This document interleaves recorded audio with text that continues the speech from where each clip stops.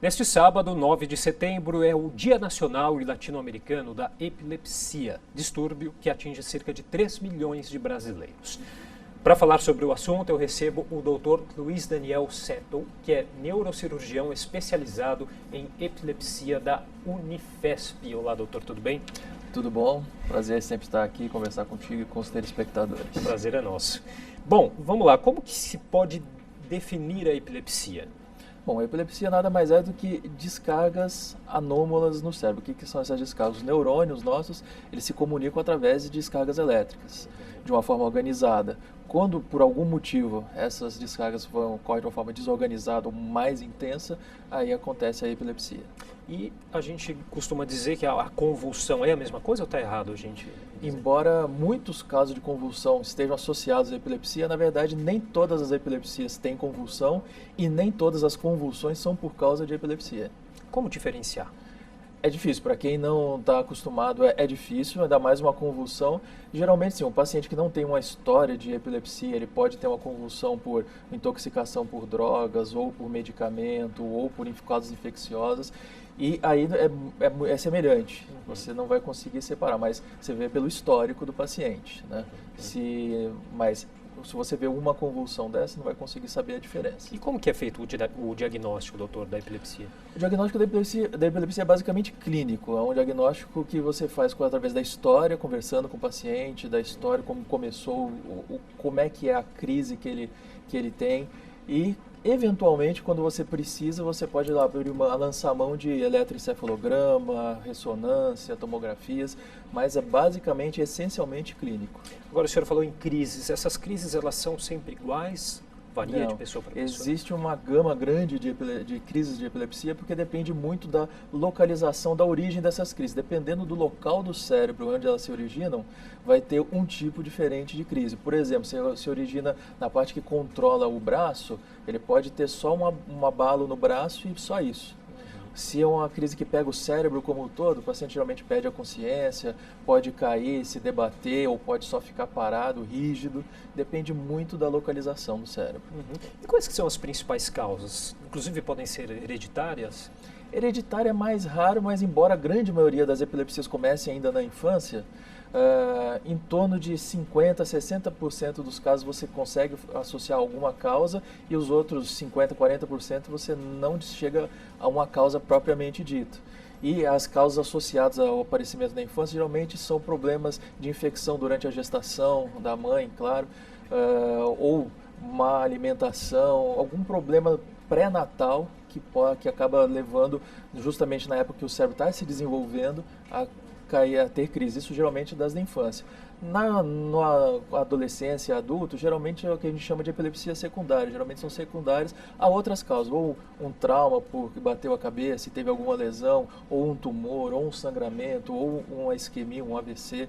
Então, essas na fase adulta geralmente estão mais associadas a esse tipo de situação. Agora, quais são os tratamentos utilizados hoje? Tem cura também? Uma outra pergunta que eu já faço. Então, a epilepsia, basicamente, o tratamento é inicialmente medicamentoso, é com remédio. 70% das epilepsias vão ser controladas com medicação, uma, duas. Nos 30% que não se controlam com medicação, você faz uma investigação que alguns desses casos vão ser candidatos a um tratamento cirúrgico para controle da epilepsia, onde você justamente faz isso. Você vai lá e tira o foco, aquela região onde as descargas se originam, você vai lá e tira essa cirurgicamente para o controle das crises. E no caso, respondendo a sua segunda questão, no caso de cura, a gente fala de controle. Cura, embora alguns pacientes raramente você consiga até retirar a medicação dele e ele ficar sem crise, a gente prefere o termo controle porque cura é algo complicado de falar com a epilepsia. Mas com um controle adequado, o paciente não tendo crise, ele pode ter uma vida normal.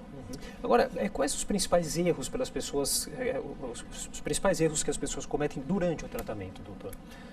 O principal, mais comum é o paciente não querer tomar o remédio por algum motivo, que principalmente o paciente adolescente, jovem, por ter que tomar remédio diariamente, às vezes 2, 3 vezes por dia, e ele não tem uma aderência adequada e aí acaba tendo crise. Mas com o tempo isso também ajusta. Ele acaba vendo a importância de não tomar, ele tem crise, atrapalha o dia a dia, ele acaba tomando adequadamente. Basicamente essa é a principal erro. Agora, às vezes é importante a gente ressaltar o paciente que toma medicação como essa, antipiléticos, não pode ingerir bebida alcoólica, porque ela afeta com o efeito das medicações, tanto aumentando quanto diminuindo o efeito. Então pode dar mais efeitos colaterais ou até mesmo piorar o controle das crises.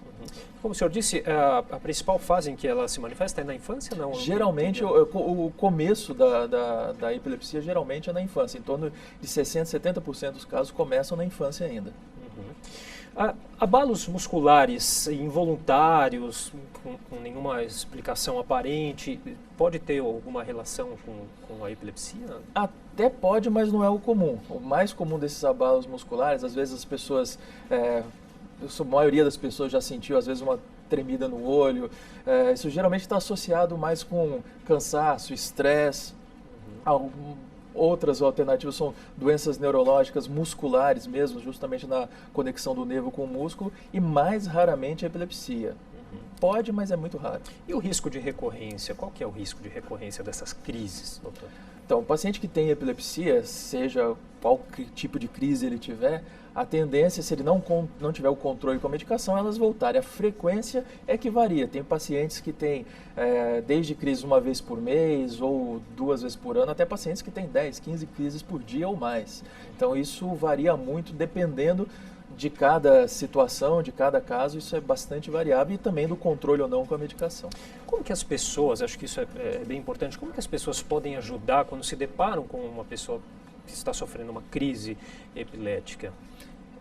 Excelente pergunta. Na verdade, sim, é importante a pessoa saber que, primeiro, a crise ela é temporária. A pessoa tem a crise, ela vai recuperar da crise e vai voltar ao normal. Geralmente dura 5, 10 minutos, dificilmente mais do que isso. Quando os casos daquelas crises que a gente chama generalizada, que pega o cérebro como um todo, o paciente perde a consciência, naquele momento não adianta você ir lá conversar com ele que ele não está vendo nem ouvindo nada. Talvez aqui as pessoas mais chamem a atenção é aquela que o paciente desmaia no chão, se debate, tem uma salivação excessiva. Então, nesse momento, o objetivo é afastar objetos que possam machucá-lo, cadeira, mesa, um vaso, alguma coisa para ele que ele está se debatendo.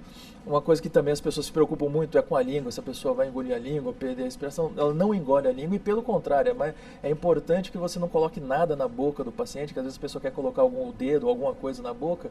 Nesse momento, o paciente está inconsciente e está com uma contração muscular muito intensa. Então, se você colocar alguma coisa na boca, pode machucar a pessoa. Se você colocar o dedo, pode machucar o dedo de quem colocou o dedo ali. E não se preocupe que ele não vai engolir a língua. Agora, o importante, como ele produz bastante saliva, é deixar a cabeça de lado. Se deixar a cabeça, o paciente deixa ele deitado, afasta os objetos e deixa a cabeça de lado justamente para ele não engolir essa saliva, porque como ele não tem esse controle, ele está inconsciente, ela pode, ao invés de descer o sistema digestivo, ela pode ir para as vias aéreas. Esse é o maior risco. Então, deixar o paciente afastado de objetos, deixar a cabeça de lado e depois ele vai recuperar a consciência dele depois de alguns minutos e aí pode seguir a vida normal. Ok, doutor, muito obrigado pelos esclarecimentos.